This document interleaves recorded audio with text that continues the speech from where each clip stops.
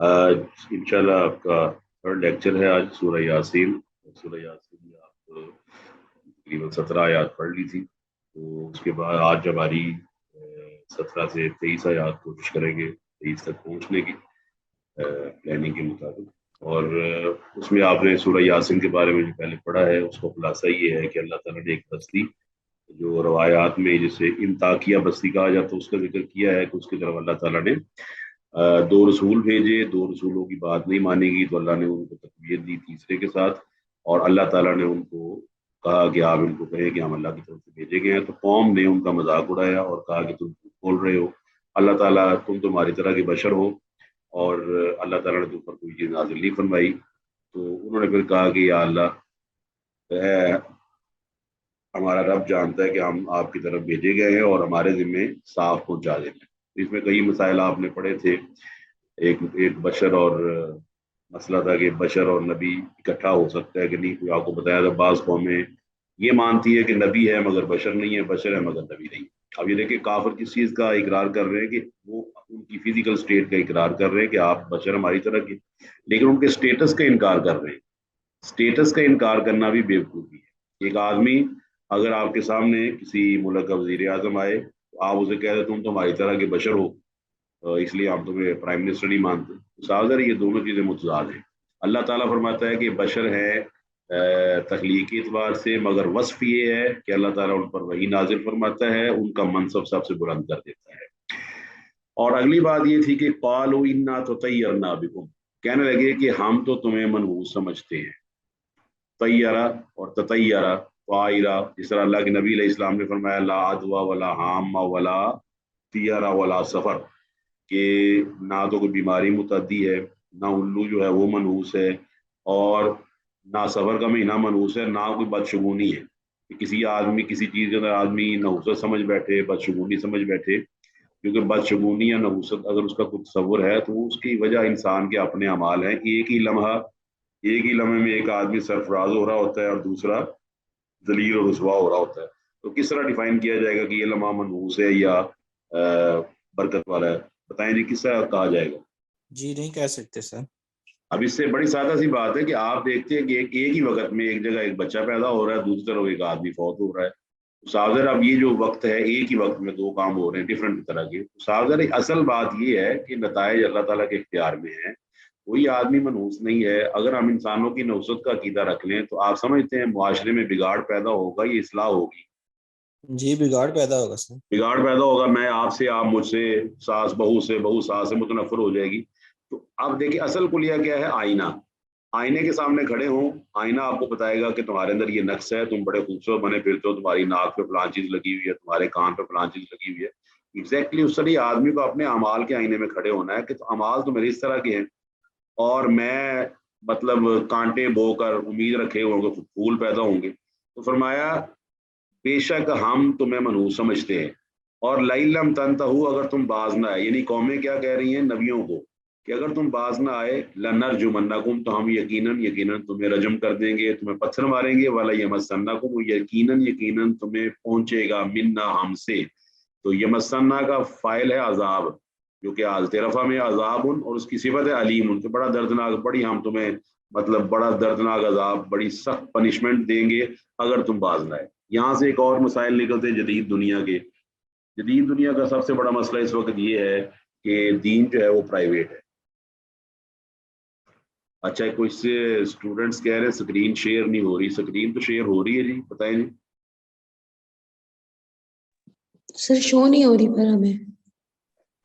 سب کو سب بتائیں جی, ہو رہی ہے شو کہ نہیں؟ سر شو ہو رہی ہے. پھر اپنا صحیح کریں جی, شو ہو رہی بات. جی سر میں نے ری جوائن کیا, اب شاید ہونی شروع ہو جائے گی. چلیں میں دوبارہ ایک دفعہ پھر کرتا ہوں.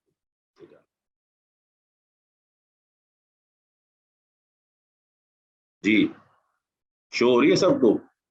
جی سر اب ہو گئی ہے. چلیں. ہو رہی ہے. تو اللہ تعالیٰ اب یہ اب جدید دنیا کا ہے کہ آپ کو پتہ ہے جب سے یہ فرانس کا انقلاب آیا اس کے بعد مشینی دور آیا، پھر اس کے بعد خیالات تبدیل ہوئے، پھر ہیومن رائٹس کی باتیں ہونا شروع ہو گئی، پھر ہیومن رائٹس کو کنورٹ کیا گیا، پھر انسان کو رائٹس دینا شروع کیا گیا، پھر انسان کی عیاشی کو بھی رائٹ مل گیا، انسان کی انٹرٹینمنٹ کو بھی رائٹ مل گیا، اس کی بدکاریوں کو بھی رائٹ مل گیا۔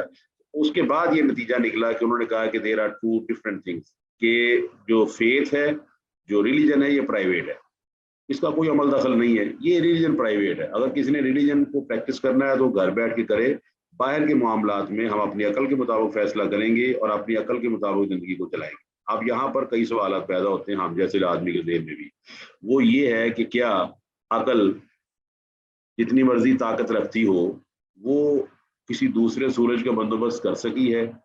بتائیں جی۔ جی سورج وہی ہے یا تبدیل ہو گیا ہے، یا عقل نے کوئی نیا سورج بنا کے اس کو آسمان پہ لگا دیا کہ جی دور بدل گیا لہٰذا ہمیں اس سورج کی ضرورت نہیں، ہم تو بھائی نیا سورج بنائیں گے؟ بتائیں جی۔ سر سورج تو وہی ہے پرانا ہے۔ اسی طرح آپ کو پتہ ہے زندگی اور موت کے مسئلے کو سائنس نہیں سمجھ پائی آج تک۔ وہ کہتے وہ یا فزیکلی اگر جائے نا، میں بچوں کو مثال دے رہا تھا کہ بہت اچھا کھلاڑی ہو، کیا وہ پہلی بال پہ آؤٹ ہو سکتا ہے؟ جی ہاں جی ہو سکتا ہے۔ ہو سکتا ہے نا، بالکل۔ آپ دیکھتے ہیں کئی دفعہ ایسا ہوتا ہے بہت اچھا کھلاڑی پہلی بال پہ آؤٹ ہو جاتا ہے، بہت نکما کھلاڑی وہ 100 بالیں کھیل جاتا ہے۔ ایگزیکٹلی سائنس نہیں سمجھ پائی کہ ایک آدمی بالکل ٹھیک ہے، اس کے اندر کوئی نقص بھی نہیں ہے، اس کے اندر کوئی فزیکل کوئی ڈسیبلٹی نہیں ہے، فوت ہو گیا، اور ایک آدمی جس کے بارے میں سائنس کہتی ہے زندہ کیسے ہے، وہ کوئی 100 سال زندہ رہ رہا ہے۔ تو یہ اللہ تعالیٰ کے ہاتھ میں ہے۔ تو یہاں پر اب نبیوں کو دیکھا جائے تو نبی ان کو منع کر رہے ہیں۔ نبیوں کا منع کرنا آپ سمجھتے اس بات کی دلیل ہے کہ دین پرائیویٹ نہیں ہے، بلکہ دین کو پریکٹس کروایا جائے گا۔ جو دین کے خلاف چلے گا، جو دین کی حدوں کو توڑے گا، جو دین کی باؤنڈریز کو پامال کرے گا، تو اس کو سمجھایا جائے گا۔ کیوں جی، درست ہے کہ نہیں؟ اور دوسرا جو ریئیکشن ہے وہ سمجھ آتا ہے کہ جب بھی آپ دین کی بات کریں گے تو لوگ اپنی عقل کا سہارا لے کر، اپنے سسٹم کا سہارا لے کر کہ ملک کا قانون یہ کہتا ہے، ملک کے قانون میں شراب جائز ہے، ملک کے قانون میں فوادی جائز ہے، آپ کہاں سے وہی لے کر آ گئے اور آپ کہاں سے یہ قرآن مجید کی آیات لے کر آ گئے؟ ہماری دنیا ہے، ہمارا اپنا مزاج ہے، ہم جو چاہے کریں۔ اس پر آپ قرآن مجید کی آیت ضرور پڑھیے گا، 176 سورہ اعراف میں اللہ فرماتا ہے وَاتْلُ عَلَيْهِمْ نَبَأَ الَّذِي آتَيْنَاهُ آیَاتِنَا، ان کو آپ اس آدمی کا قصہ سنا دیجئے جس کو ہم نے اپنی آیات دی، فَانْسَلَخَ مِنْهَا، ان آیات سے نکل گیا، باہر ہو گیا، ان آیات کو اس نے کوئی اہمیت ہی نہیں دی۔ تو فَأَتْبَعَهُ الشَّيْطَانُ، شیطان نے اس کے پیچھے لگ کر فَكَانَ مِنَ الْغَاوِينَ، تو وہ کس میں سے ہو گیا؟ گمراہوں میں سے ہو گیا۔ اور پھر اللہ تعالیٰ نے ساتھ متصل کیا فرمایا؟ اللہ وحدہ لا شریک فرماتا ہے کہ جب وہ شیطان کے کہنے سے باہر نکل گیا، اغوا ہو گیا، شریعت سے باہر نکل گیا، تو کیا ہوا اس کے ساتھ؟ ہوا اس کے ساتھ یہ ہے کہ ہم نے کیا کیا اس کے بعد؟ وَلَٰكِنَّهُ أَخْلَدَ إِلَى الْأَرْضِ، اس نے زمین کو اپنا سارا کچھ سمجھ لیا، وَاتَّبَعَ هَوَاهُ، اور اپنی خواہش نفس کی پیروی کی۔ خواہش نفس جو کہتی ہے میں نے تو بھائی وہی کرنا ہے، خواہش نفس جو کہتی ہے محرمات کے بارے میں یا بے حیائی کے بارے میں، جو میرا نفس کہتا ہے I will follow that۔ تو اللہ فرماتا ہے فَمَثَلُهُ كَمَثَلِ الْكَلْبِ، ایسے آدمی کی مثال کتے کی طرح ہے، ان تحمل علیہ یلہس او تترکہ یلہس۔ پھر آگے اگر آپ جائیں تو اللہ تعالیٰ یہ فرماتا ہے اولئک کالانعام بل ہم اضل۔ میں پھر آپ کو ماشاءاللہ آپ سمجھدار ہیں، پڑھے لکھے لوگ ہیں، تو آپ کو معلوم ہے ایک ہوتا ہے اپنے وقت کو کسی کمپنی یا کسی کالج یا کسی یونیورسٹی کو دینا، اور دوسرا ہوتا ہے کہ اس وقت کو اس مقصد کے لیے استعمال کرنا جس کے لیے وقت لیا گیا ہے۔ اس وقت اگر میں آپ کو 40 منٹ یا 45 منٹ پڑھا رہا ہوں، فرینکلی آپ نے جواب دینا ہے، میں یہ قرآن پڑھانے کی بجائے میں آپ سے آپسی باتیں شروع کر دوں اور آپ کے ساتھ کوئی اپنے قصے چھیڑ بیٹھوں اور پھر یونیورسٹی والوں سے کہوں میں نے ان کو پڑھا دیا ہے، تو بتائیے میں نے وقت تو لگایا 40-50 منٹ، لیکن میں نے کیا غلطی کی ہے؟ کون سا کام مجھے کرنا چاہیے تھا جو میں نے نہیں کیا، اور جو میں نے نہیں کرنا چاہیے تو میں نے کیا؟ جی بتائیں۔ جی شیخ، جو ضروری کام تھا وہ نہیں بتایا نہیں ہے۔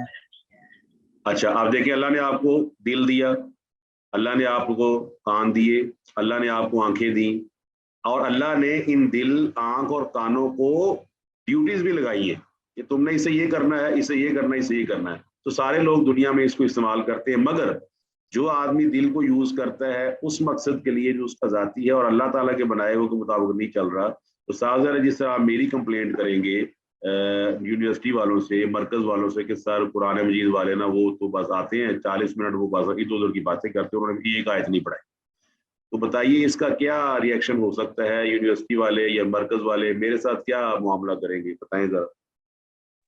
وارننگ دیں گے شیخ محترم آپ کو، یا پھر آپ کو جاب سے جی جی ختم ساودھان کر کہیں گے. سکتے ہیں۔ اور میں اگر یہ دلیل پیش کروں میں نے 40 منٹ لگائے ہیں، میں تو 50 منٹ لگا رہتا ہوں ان کے ساتھ، پھر وہ کہیں گے جی کہ آپ نے اصل مقصد کو ڈسکس نہیں کیا، ادھر ادھر کی باتوں میں وقت ضائع کیا۔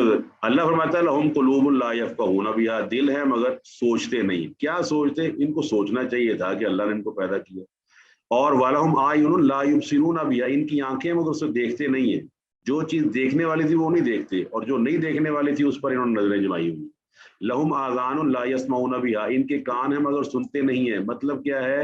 وہ چیز جو سننی چاہیے تھی وہ نہیں سنتے، اور جس کو نہیں سننا چاہیے تھا وہ سنتے. آپ دیکھیں آج کل کے جدید معاشرے میں یہ سارا کچھ ہو رہا ہے. ہماری آنکھیں صبح سے لے کے شام تک ایسے مناظر دیکھتی ہیں جن سے منع کیا گیا تھا، اور قرآن مجید کی سکرین یا قرآن مجید کے الفاظ ہماری نگاہوں سے اوجھل ہیں. ہمارے کان ایسے گانے سنتے ہیں جو بعض گانے تو ایسے ہیں استغفر اللہ جو شرک پر مبنی ہے بلا شک و شبہ، اور ہم ان کو اکثر لوگ دھن میوزک جادو کے اندر آ کر تھرکتے رہتے ہیں، اور وہ ایسے کلام ہم پڑھتے رہتے ہیں جو شرک پر مبنی ہے. تو کیا آپ سمجھتے ہیں آنکھوں کا یہ مقصد تھا؟ آنکھ اور دل اور دماغ کا یہ مقصد تھا؟ نہیں. اسی لیے اللہ فرماتا ہے اولئک کالانعام بل ہم اضل، یہ لوگ جو اس کا غلط استعمال کر رہے ہیں یہ جانوروں کی طرح بلکہ اس سے بھی بدتر ہیں. تو اللہ تعالیٰ فرماتا ہے کہ یہ جو نبی ہے ان کو قوموں نے کیا جواب دیا؟ میٹیریلزم کی ماری قوم، جمہوریت کی ماری قوم، اکثریت کی ماری قوم، مال کی ماری قوم نے کیا جواب دیا؟ ہم جو کام کر رہے ہیں آپ کا حق نہیں بنتا کہ اس کو تبدیل کریں، اگر آپ باز نہ آئے تو ہم تمہیں مار دیں گے. اور یہ وہی والی حساب ہے جسے آج کل کہا جاتا ہے یہ کیا نام ہے، یہ اغوا شدہ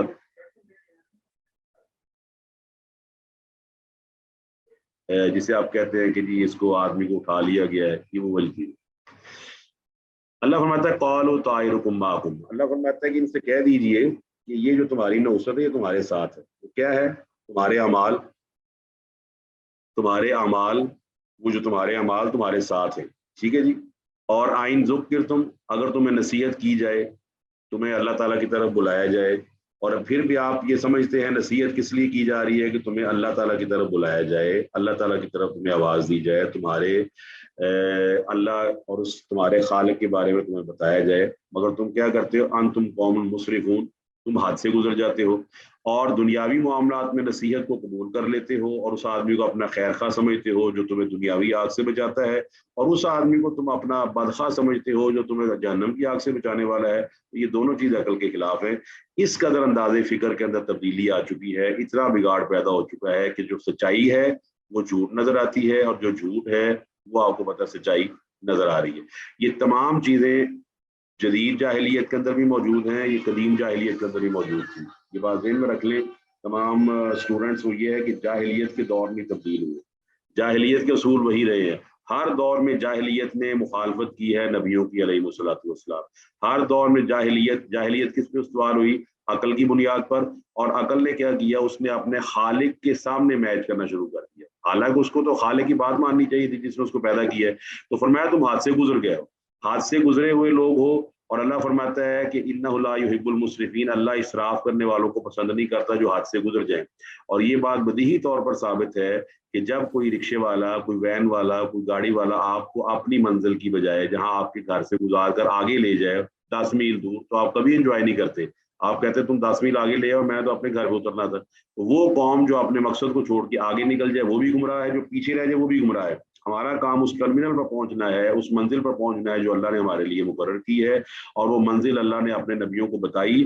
نبیوں نے علیہ الصلوۃ والسلام ساری عمر مار کھا کر، اپنی قربانیاں دے کر لوگوں کو بات سمجھائی.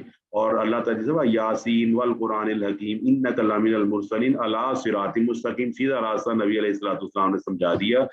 اور قوم کیا کہتی رہی؟ قوم میں آپ کو پتہ ہے یہ اپنے ذاتی اصولوں، جس طرح انہوں نے یہ کہا تھا کہ نحن اکثر اموالا و اولادا، ہمارے پاس مال بہت زیادہ ہے، ہمارے پاس اولاد ہے، ہمارے پاس ووٹ بہت زیادہ ہے، ہماری اکثریت ہے، تو ہمیں عذاب نہیں دیا جا سکتا.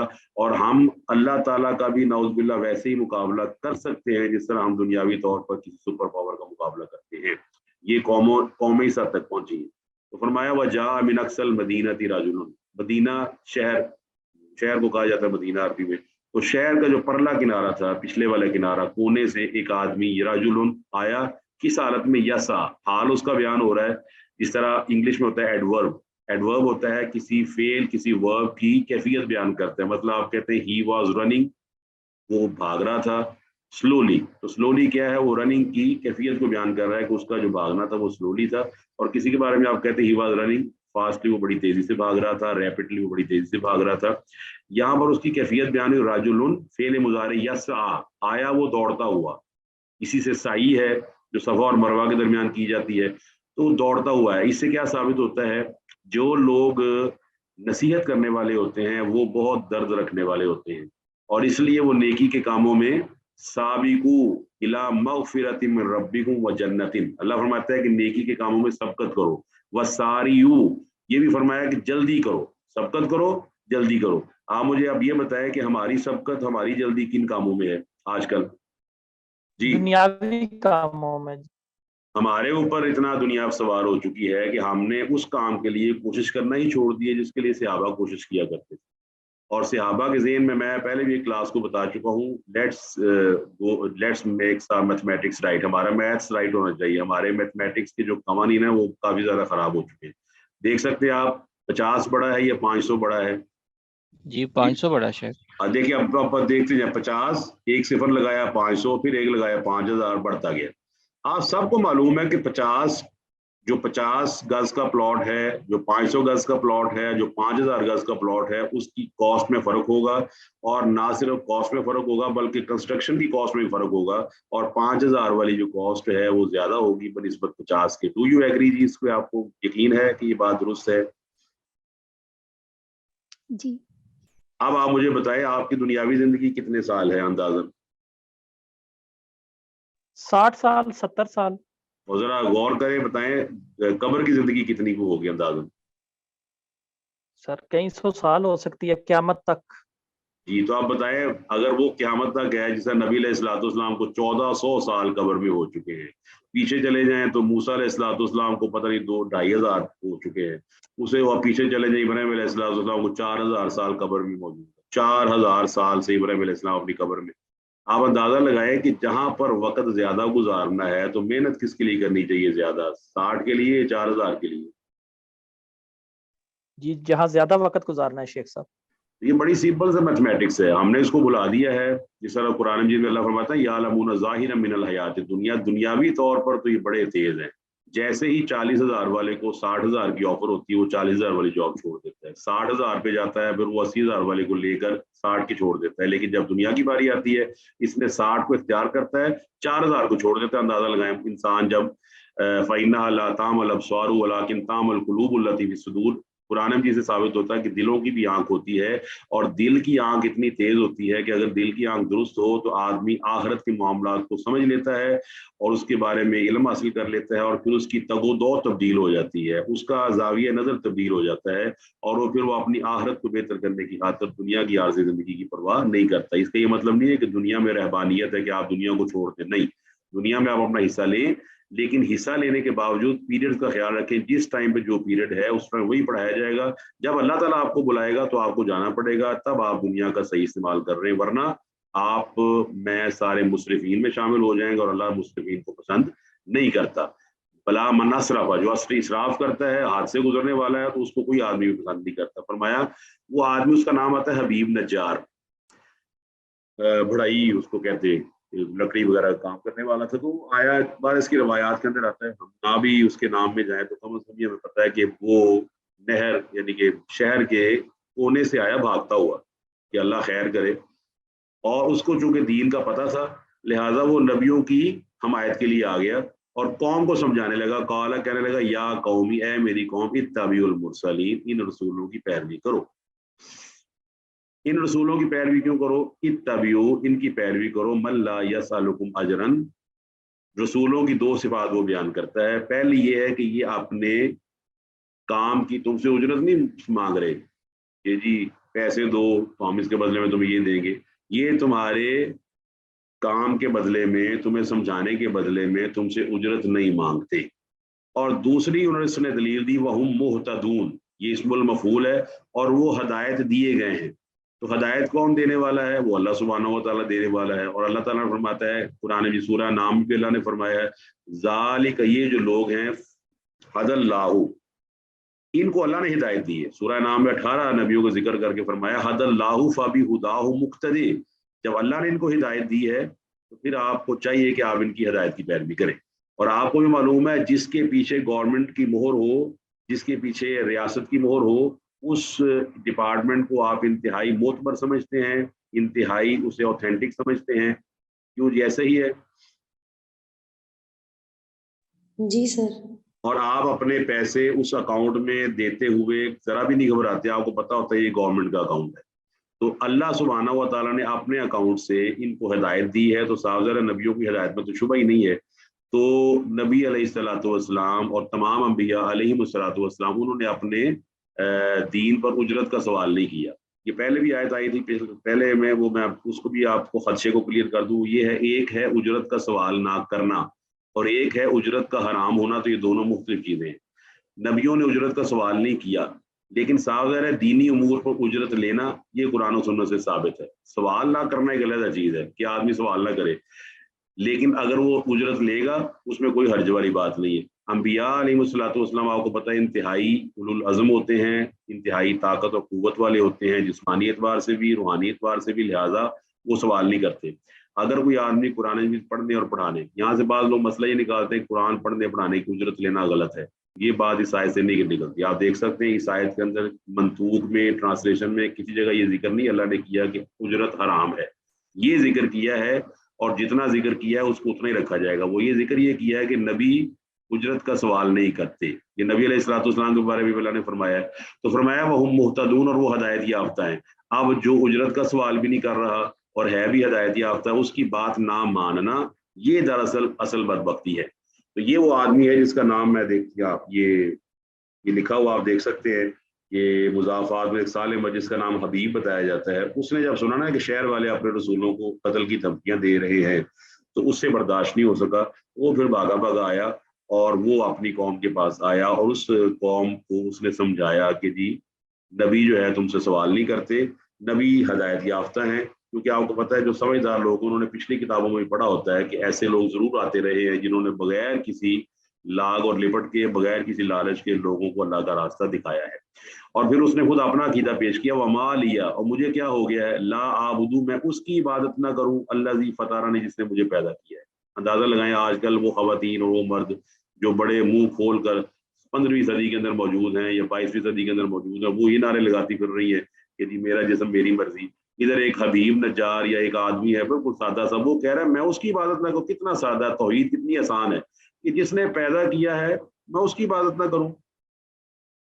کون ہے پیدا کرنے والا؟ فطر السماوات والارض حنیفا وما انا من المشرکین. یہ ابراہیم علیہ السلام نے فرمایا کہ جس نے آسمانوں اور زمین کو بنایا، جس نے مجھے پیدا کیا، اور جس نے کیسے پیدا کیا، الذی خلق فسوى والذی قدر فہدى والذی اخرج المرعى فجعلہ غثاء نحوا. پھر اللہ سبحانہ و تعالیٰ نے فرمایا آتا کل شیء خلقہ ثم ہدی، ہم نے انسان کو ہر چیز کو اس کی خلقت دے دی. ثم ہدی، پھر ہم نے جانور کو، شیر ہے تو اس کو اس کے لحاظ سے، مرغی ہے تو اس کو اس کے لحاظ سے، بلی ہے تو اس کو اس کے لحاظ سے انسٹنکٹس عطا کر دی. وہ وہی کام کرتا ہے، بچپن سے اس کا کام وہ لگ جائے جس کے اس کے اندر انسٹنکٹیو پاور موجود ہوتی ہے. تو اللہ فرماتا ہے الا لہ الخلق والامر، اور خلقت اگر اللہ تعالیٰ کی ہے تو ساز ہے حکم بھی اللہ سبحانہ و تعالیٰ کا ہی ہے. کیوں میں عبادت نہ کروں؟ اور عبادت کس معنوں میں ہے؟ سورہ یاسین کی آگے آیت آئے گی، الم اعہد الیکم یا بنی آدم الا تعبدوا الشیطان انی لکم انہ لکم عدو مبین وان اعبدونی ھذا صراط مستقیم. یہ عبادت اس معنوں میں ہے کہ شیطان کی بات مانی جائے.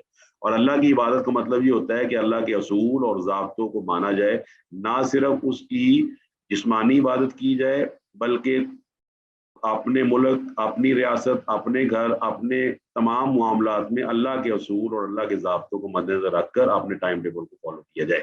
یہ اس طرح نہیں ہے کہ دین پرائیویٹ ہے کہ give the dual his due, give the God is due.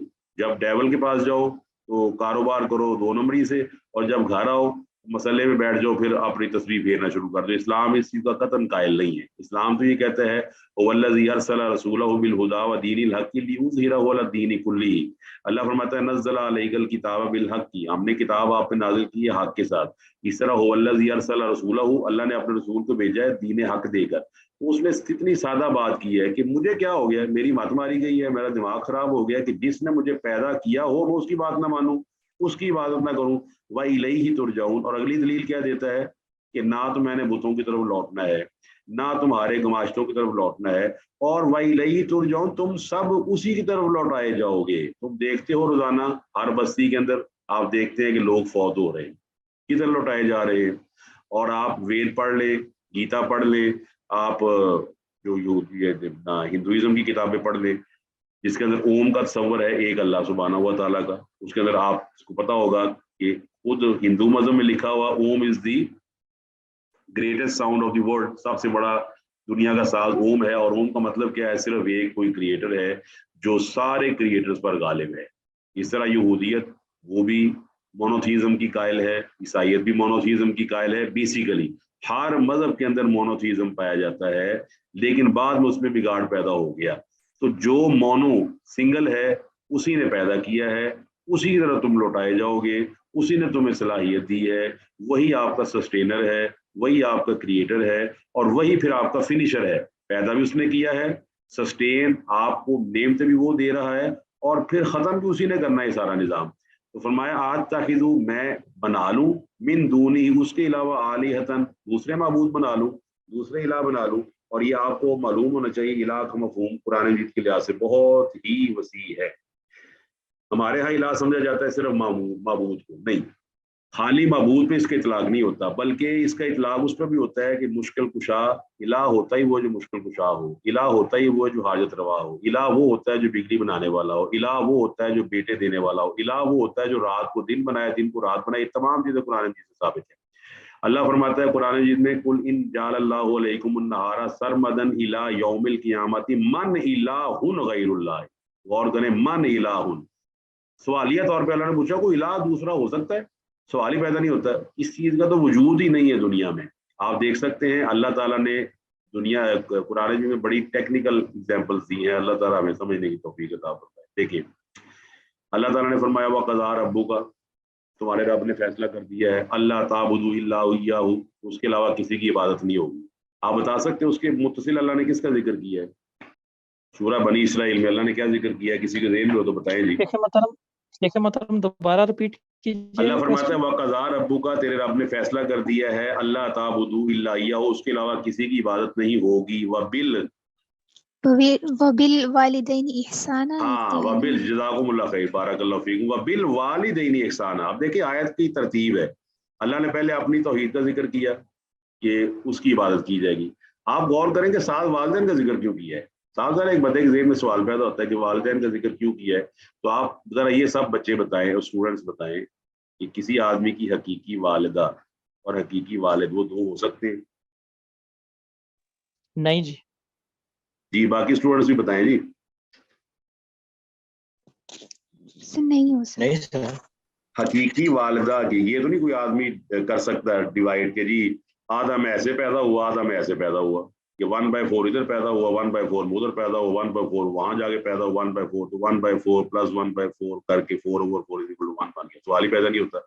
ये आयत दलालत करती है तौहीद पर, और सबसे आसान जो हिस्सा वो एक होता है। जब आपके पास एक हो तो दूसरी ऑप्शन ही नहीं है। आपका रब भी एक है, आपकी हकीकी वालिदा दो हो ही नहीं सकती। आपका हकीकी वालिद वो दो हो ही नहीं सकते। आप खुद उस चीज़ को नफरत से देखेंगी जो आदमी ये दावा करता हो मेरे दो वालिद हैं। तो अल्लाह ताला ने वहाँ पर इसका जिक्र किया है, तो ये आदमी यही कह रहा है कि आज ताहिज़ु मिन दूनिही आलिहतन इन युरिदनिर रहमान, अगर अल्लाह इरादा रख ले बिज़ुर्रिन। अब देखिए अल्लाह ताला ने यहाँ रहमान का लफ्ज़ बोल के साथ जुर का जिक्र किया है, ये मुतज़ाद चीज़ों का जिक्र किया। रहमान तो वो है, अब रहमान किसके लिए है? रहमान उसके लिए है जो उसकी बात मानने वाला है, उसके कलाम को मानने वाला है। और फिर रहमान उसको कहा जाता है कि वो रहमान दुनिया वाल आखिरा, वो इस कदर रहमान है कि वो काफरों को भी रिज़्क़ अता फरमाता है, काफरों को भी औलाद अता फरमाता है, काफरों को भी चीज़ें देता है। मगर वो रहमान नुकसान पहुंचाने पर भी कादिर है, وہ رحم پر بھی قادر ہے، وہ نقصان پہنچانے کا بھی قادر ہے. وہ اگر غفور الرحیم ہے تو ان عذابی لشدید، اس کا عذاب بھی بڑا سخت ہے. ان بطش ربک لشدید، اس کے رب کی جو پکڑ ہے وہ بھی بہت سخت ہے. تو اللہ تعالیٰ اگر ضر نقصان کا ارادہ فرما لے تو فرمایا تمہارے بنائے ہوئے الہ جو ہے لا تغنی عنی شفاعتہم شیئا، ان کی شفاعت اس کے مقابلے میں مجھے کوئی بھی فائدہ نہیں پہنچا سکتی. شیئا نکرہ ہے، کسی قسم کا فائدہ، 4 آنے کا، 2 آنے کا، 1 پیسے کا فائدہ پہنچا ہی نہیں سکتی. کیوں؟ اللہ سبحانہ و تعالیٰ کسی کی سفارش ایسی تسلیم نہیں کرتا جو اللہ تعالیٰ کی مرضی کے خلاف ہو. اللہ نے سورہ اما یتساءلون میں بھی فرمایا، وہ بڑی مشہور صورت ہے، آپ کو پتہ ہی ہے، وہ سورہ بقرہ جس میں آیت الکرسی ہے، من ذا الذی یشفع عندہ الا باذنہ. یہ لفظ ہمیں سے اکثر لوگ بھولے ہوئے ہیں، الا باذنہ کا. کیا قرآن مجید کے اندر الا باذنہ آتا ہے جی؟ جی، من ذا جی الذی سر. یشفع عندہ الا باذنہ. اب الا باذنہ کا جو استثناء ہے، یہ تو ساری اصلاح اس سے ہوگی. الا باذنہ سے مراد ہے لسٹ اللہ کے پاس ہے، جن کی سفارش کروانی ہے اس کی لسٹ تو اللہ تعالیٰ کے پاس ہے. اور اللہ سبحانہ و تعالیٰ وہ لسٹ اپنے انبیاء کو یا جس کو چاہے گا ان کو عطا کر کے کہے گا ان کی مجھ سے سفارش کرو کیونکہ میں ان سے راضی ہوں، میں ان کو معاف کرنے کے لیے تیار ہوں. اس میں اور بغیر اذن سفارش میں جو مشرکون نے اپنے ذہن میں عقیدہ رکھا ہوا، بڑا زمین آسمان کا فرق ہے. کیونکہ اللہ فرماتا ہے من ذا الذی یشفع عندہ الا باذنہ. اور سورہ اما یتساءلون میں اللہ فرمایا کہ وقال ثوابا من اذن له الرحمن وقال ثوابا. وہی آدمی اللہ کے سامنے سفارش کر سکے گا جو اللہ اجازت دے گا جس کو. وقال ثوابا، سواد سے ہے، ثواب کا مطلب ہوتا ہے وہی ٹھیک بات، وہی لسٹ میں سے وہ نام پڑے گا کہ اللہ جو لسٹ تو نے مجھے دی ہے اس میں سے اس بندے کی سفارش کر. فرمایا ولا ینقذون، اور نہ یہ مجھے چھڑا سکتے. اب آپ غور کریں، الہ کے معنی میں آپ کو بتاتا ہوں قرآن مجید سے 1-2 جگہ پر. آپ یہ بتائیے، یونس علیہ السلام مچھلی کے پیٹ میں ہے تو وہ مصیبت ہے اور پریشانی ہے یا نہیں؟ جی شیخ محترم، یونس علیہ السلام مچھلی کے پیٹ میں ہے تو وہ مصیبت اور پریشانی والا وقت ہے کہ نہیں ان کے لیے؟ جی، مصیبت والا وقت ہے جی. آپ دیکھتے ہیں ہم کو قرآن مجید میں کیا آتا ہے، اس وقت کیا لفظ بولتے ہیں؟ لا الہ الا انت. یہ لفظ بولتے ہیں وہ مچھلی کے پیٹ میں، لا الہ الا انت. انہوں نے کیا لفظ بولا؟ الہ. اس وقت میں مصیبت میں ہوں اور وہی الہ ہے جو مجھے اس مصیبت سے نجات دے. اور لا الہ الا انت استثناء کر دیا، الہ کوئی ہے ہی نہیں مگر سوائے تیرے علاوہ کوئی الہ نہیں ہے. سبحانک، کتنی خوبصورت دعا ہے کہ اس وقت کوئی میڈیم موجود نہیں ہے، کوئی انسٹاگرام موجود نہیں ہے، کوئی واٹس ایپ موجود نہیں ہے، کوئی ایسی چیز موجود نہیں جس سے میں بیرونی دنیا سے رابطہ کر سکوں، امی ابو کو بلا سکوں. لیکن تو پاک ہے، تو بغیر واسطے کے سننے والا ہے، بغیر وسیلے کے سننے والا ہے. تجھے تاروں کی ضرورت نہیں ہے، تجھے وائرس کی ضرورت نہیں ہے، تجھے کسی بیرونی میڈیم کی ضرورت نہیں ہے. سبحانک انی کنت من الظالمین، مجھ سے غلطی ہوگی، میں ظالموں میں سے ہوں. اللہ فرماتا ہے فاستجبنا لہ، انہوں نے یہ دعا کی تو ہم نے ان کی دعا قبول کر لی. اس طرح یہ 20واں پارہ شروع ہوتا ہے، وہ ساری آیتیں پڑھنے والی ہیں. امن خلق السماوات والارض سے آگے چلتے جائیں تو اللہ فرماتا ہے امن یجیب المضطر اذا دعاہ ویکشف السوء ویجعلکم خلفاء الارض االہ مع اللہ. فرمایا جس طرح کوئی دوسری والدہ نہیں ہے، کوئی دوسرا والد نہیں ہے، االہ مع اللہ، اللہ کے علاوہ بھی کوئی الہ ہو سکتا ہے، سوال ہی پیدا نہیں ہوتا. تو فرمایا انی اذا لفی ضلال مبین، اگر میں لوگوں کے ساتھ نظریہ رکھ لوں کہ یہ سفارش کروا دیں گے، اگر میں لوگوں کے ساتھ نظریہ رکھ لوں کہ اللہ پکڑنے پر آئے تو یہ مجھے چھڑوا لیں گے، انی بے شک اذن اس طرح اگر میں کروں گا لفی ضلال مبین، تو میں تو واضح گمراہی میں ہوں گا، میں تو واضح گمراہی میں ہو جاؤں گا. میری تو عقل ہی ماری جائے گی اگر میں یہ بات مان لوں جس نے پیدا کیا ہے اسی کا حکم چلے گا، جس نے پیدا کیا ہے اسی نے مجھے رستہ دکھایا ہے، جس نے پیدا کیا ہے اس نے میرا تصفیہ کیا ہے، اسی نے میری تعدیل کی ہے، اسی نے مجھے سیدھے اور برے راستے کی پہچان بتائی ہے. لہٰذا یہ ضلال مبین ہے، یہ بہت بڑی گمراہی ہے، یہ واضح گمراہی ہے کہ میں اللہ تعالیٰ کو چھوڑ کر ایسوں کو معبود بنا لوں جو کسی بھی نقصان کے، کسی نفع کے مالک نہیں ہیں. اور اللہ نے سورہ فرقان پڑھیے گا، آپ کی طبیعت جو ہے وہ خوش ہو جائے گی. 5 چیزیں اللہ نے ذکر کی ہیں سورہ فرقان کی پہلی 3-4 آیات میں. اللہ تعالیٰ کے علاوہ لوگوں نے معبود بنائے ہوئے، لا یملکون انفسہم. اللہ فرماتا ہے وہ جو جن کو انہوں نے معبود بنایا ہوا ہے اللہ کے علاوہ، وہ لا یملکون لانفسہم، وہ تو اپنی جانوں کے مالک نہیں ہے. کس چیز کے؟ فرمایا نہ وہ موت کے مالک ہیں، ولا حیاتن، نہ وہ زندگی کے مالک ہیں، ولا نشورن، نہ وہ قیامت کے دن کے مالک ہیں، نفعن، نہ وہ نفع کے مالک ہیں، اور نہ ہی وہ نقصان کے مالک ہیں. نہ نفع کے مالک ہیں، نہ نقصان کے مالک ہیں، نہ وہ زندگی کے مالک ہیں، نہ وہ موت کے مالک ہیں، نہ وہ قیامت کے دن کے مالک ہیں. اب تمام اسٹوڈنٹس سے یہ سوال ہے کہ جو یہ 5 بیسک چیزوں کا مالک نہیں ہے اس کو مشکل کشا مان لینا گمراہی ہے یا نہیں؟ جی سر گمراہی ہے، پھر لیکن میں یہ لوگ گمراہی تو ہے۔ نہیں میں پھر دوہرا جی بولے سر میں یہ کہہ رہی تھی، لیکن پھر بھی ان کو سمجھ نہیں آتی کہ انہوں نے اچھائی کا دیوتا کوئی اور بنایا ہوا ہے، برائی کا اور بنایا ہوا ہے، مصیبت کا اور بنایا ہوا ہے، مطلب اس طرح کر کے، حالانکہ اللہ تو ایک ہے جو کہ ساری مطلب کہ چیزوں کو کر رہا ہے صحیح طریقے سے، ہر چیز کو وہ کر رہا ہے، جیسے پانی ہے، آگ ہے، جی مطلب یہ چیز مجھے ان کی نہیں سمجھ آتی۔ اب ایک لڑکی کہتی کہ میں ایک بھگوان کو لے کے آئی ہوں ایئرپورٹ کے لگیج سے، میں باقی بھگوانوں کی عبادت نہیں کر سکتی، تو اتنا دکھ ہوتا ہے کہ اب بھگوان کو بھی آپ کو لگیج میں لے کے آنا پڑے گا تب وہ آپ کی بات سنے گا، لیکن اللہ کو نہیں بلانا۔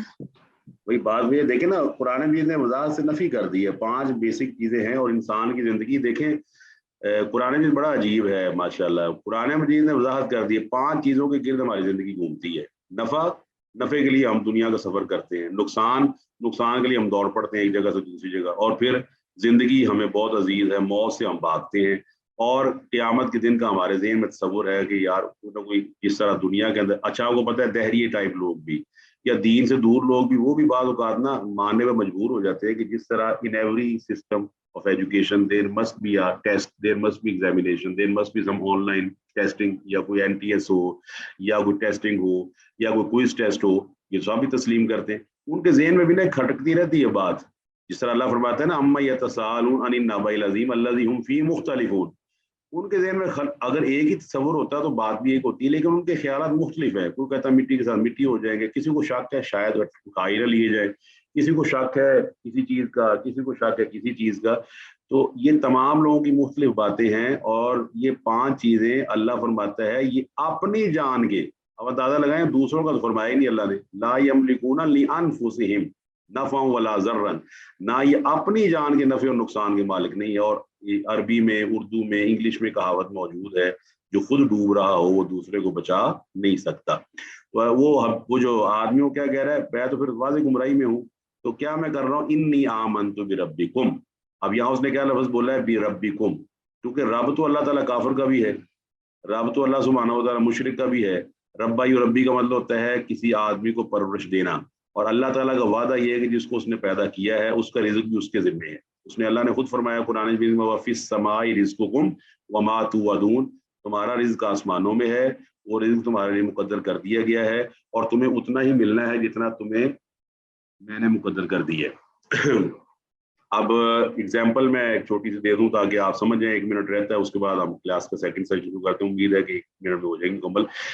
کرکٹ کی گیم سے آپ واقف ہیں، بتائیں جی کچھ ہے اس کا اندازہ آپ کو؟ ایک آدمی گیند کو لفٹ کرتا ہے اور گیند ہوا میں سے ہوتی ہوئی باؤنڈری سے باہر جا گرتی ہے، اس پہ کیا کہا جاتا ہے، کیا ہو گیا؟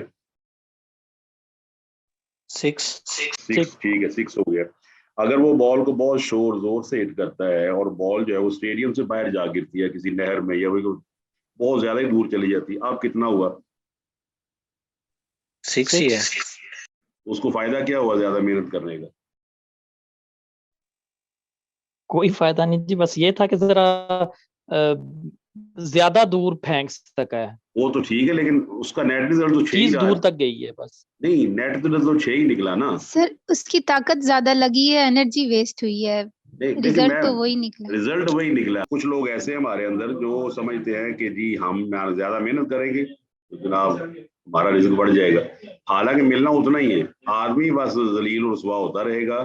اللہ سبحانہ و تعالیٰ کو اگر صحیح معنوں میں رازق مان لیا جائے، اللہ سبحانہ و تعالیٰ کو صحیح معنوں میں اپنا مالک مان لیا جائے، تو اللہ وحدہ لا شریک آپ کو ایسا رزق عطا کرتا ہے جس میں آپ کی عزت بھی ہے، آپ کا احترام بھی ہے، اور اللہ سبحانہ و تعالیٰ آپ کو انتہائی شفقت کے ساتھ وہ رزق فراہم کرے گا۔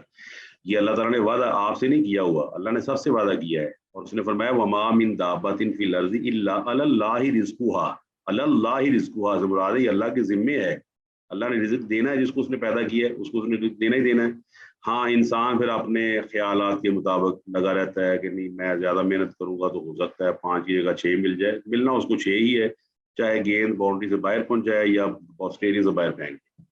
تو اللہ فرماتا ہے انی آمنت بربکم، اس آدمی نے پھر رب کی نسبت سب کی طرف کی ہے، غور کریں، ربی نہیں کہا، ربکم کہا ہے کہ وہ سمجھا دیا کہ وہ رب تو میرا بھی ہے، تمہارا بھی ہے، تمہارا بھی رب وہی ہے، تمہارے آباء و اجداد کا رب ہے، یہ کھیت، یہ پھل، یہ سبزیاں کون اگاتا ہے؟ کس نے ان کو پیدا کیا ہے؟ کس نے ان کو مسلم رنگ دیے ہیں؟ فاسمعوا، تو میری بات کو سنو، انی آمنتو، بے شک میں ایمان لایا ہوں، بربکم، یہ نہیں کہ میں اپنے کسی رب پر ایمان لایا، میں بھی اسی رب پر ایمان لایا جس نے تمہیں پیدا کیا ہے، فاسمعوا، تو تم میری بات کو سنو۔ یہ آج کے لیے آپ کا آج کے اتنا ہی لیکچر ہے۔